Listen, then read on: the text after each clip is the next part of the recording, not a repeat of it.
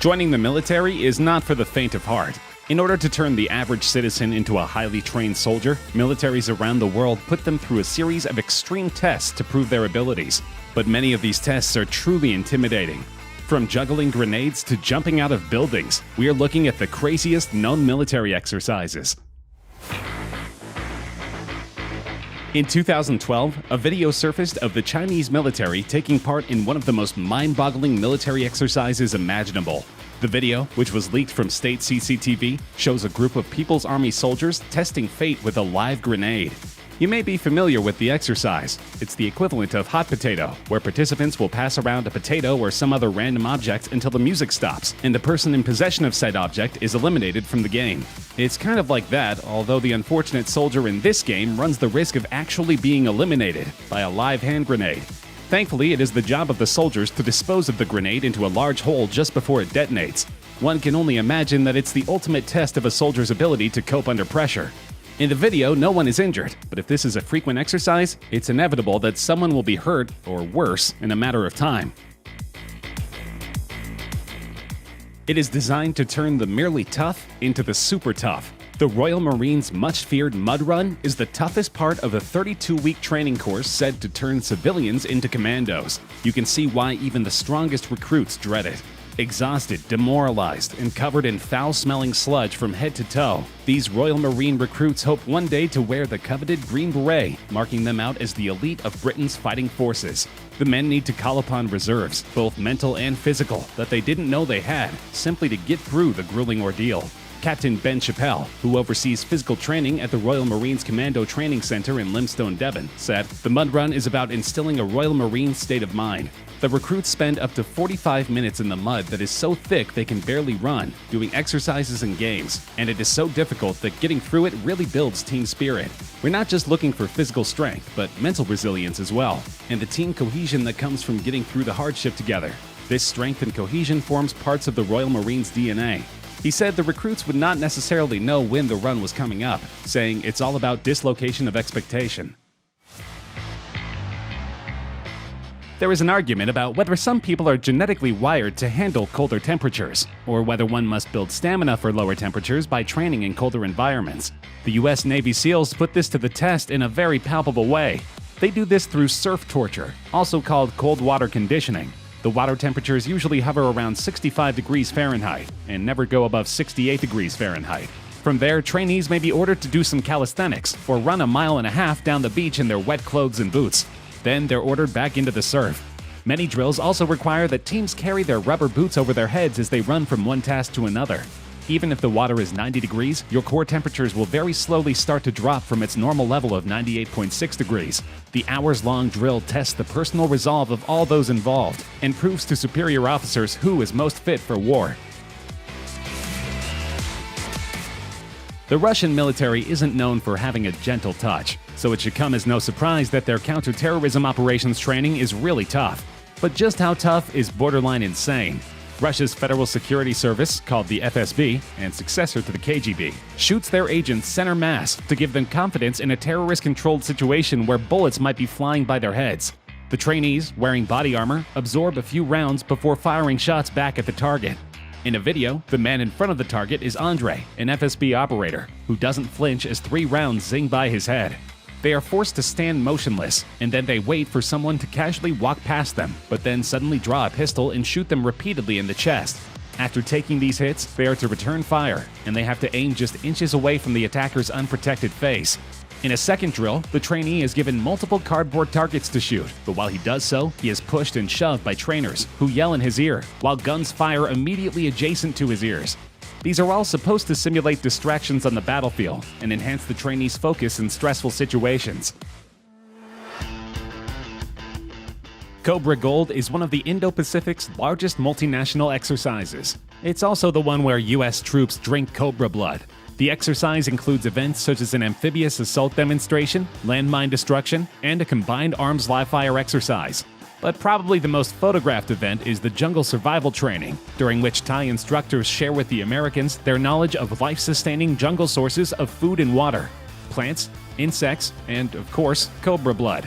For instance, some plants can be a good source of water, and there are a lot of different fruits available for consumption. But when those options aren't available, Marines can also eat geckos, gibbons, and even scorpions. Then, of course, there is one of the most iconic aspects of the Cobra Gold jungle survival training: drinking cobra blood.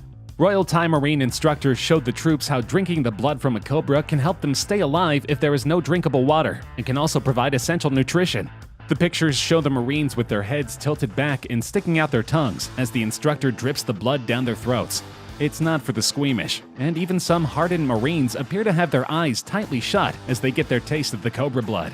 In contrast, others seemed keen to have a drink of the blood of the deadly serpent. According to Marines who have taken part in exercises in the past, the cobra blood tastes fishy. Belarus is not known for its human rights or its progressive politics. Many people consider it to be the last remaining dictatorship in Europe. And of course, to keep the dictatorship in power, the government needs an extremely fearsome military. In addition to training for chemical warfare with gas masks and protective equipment, the Belarusian Special Forces are required to undergo an obstacle course that is covered in flames. Nicknamed the Fire Walk, this exercise requires the soldiers to complete a 10K run with occasional bits of fire interspersed across the course.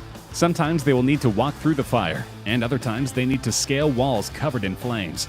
The Special Forces are undoubtedly an imposing unit. Belarus's ruling party has been accused of using its special forces to assassinate opposition leaders. Taiwan's Marine Corps' Road to Heaven is the final stage of a grueling 10-week amphibious training program.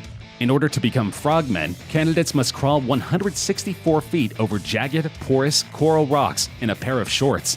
The Road to Heaven starts with a hard fall from standing to planking position. The fall looks to be tough on the elbows, but immediately after, the recruits begin to crawl through the sharp rocks on the points of their knees and elbows. In some ways, the training simulates a landing on a rocky beach, but it appears to function mainly as a test in which the trainees must will themselves to conquer pain. The path has 10 stopping points, and at each one, the recruits must stop and perform an exercise. As they make their way, instructors pour salt water on them to exacerbate the pain of their open wounds. Friends and family of the trainees are encouraged to attend in order to make the soldiers more self-conscious. At the end of the long, rough road, they finally earn their place among the most elite soldiers in Taiwan. Back in 2012, two videos surfaced on the internet. The first showed Chinese soldiers breaking bricks with their heads for training. The second one similarly showed the South Korean army breaking concrete with their heads. Many believe this is merely to show the strength of the People's Liberation Army. If combat were simply a matter of showmanship, then the PLA would be near invincible. But military officials are acknowledging that such displays have few practical applications, and are reconsidering the amount of time that troops spend on such training. The shift is a small but symbolically important part of China's broader effort to modernize its military. Going to war isn't a performance, Zhang Aijun, commander of a special operations brigade in Beijing, told PLA Daily, the official newspaper of the Chinese military. Troops training must stick close to the realities of combat and pay special attention to the urgent need to strengthen fighting skills. This is why the Chinese army discontinued the practice in 2014. Martial arts performances are a trademark, PLA Daily said of the brigade, which it did not identify in detail. For many years, they relied on these skills to display their abilities and win much praise. However, do these stunts have a practical use on the battlefield? Both US and South Korean soldiers took part in an impressive cold weather training drill in 2017. More than 400 soldiers took part in the drill, 200 South Koreans and 220 US troops normally stationed on the Japanese island of Okinawa. The exercise has been held since 2013 to train the military to be able to fight at temperatures as low as -4 Fahrenheit. More choreographed than tactical, the troops perform for a horde of media, which at times seem to outnumber the North Carolina-based Marines and their Korean counterparts during this annual photo op. An environment like this is unforgiving, said Captain Thomas Rigby, 33, of Company A, 1st Battalion, 8th Marines. The company commander from Red Bank, New Jersey, said his Marines used the harsh locale to focus on cold weather squad tactics and decision-making skills. Rigby said historic fights like the Korean War's Battle of Chosin Reservoir, in which Marines fought off and escaped a massive Chinese assault in 1950, have cemented the service's can-do, go-anywhere attitude. We're a jack of all trades, he said. We fancy ourselves to be able to fight in any climate and place. The idea is to acclimate soldiers to any intense conditions they may find themselves in. Service in the Israeli army is compulsory for all young Israeli citizens in good health. so recruits should hope that they are not forced into a controversial program in which they are forced to jump from the tops of skyscrapers and rappel down the buildings. The idea is to prepare the soldiers for the impact of a bomb on a building, so that they can get citizens out of the flaming structure safely. It is also a preparation for terrorist situations, where they need to enter a building covertly. Certainly, the drills have many applications, but hopefully the soldiers don't suffer from vertigo or fear of heights. These new recruits will be prepared to defend the Tel Aviv skyline.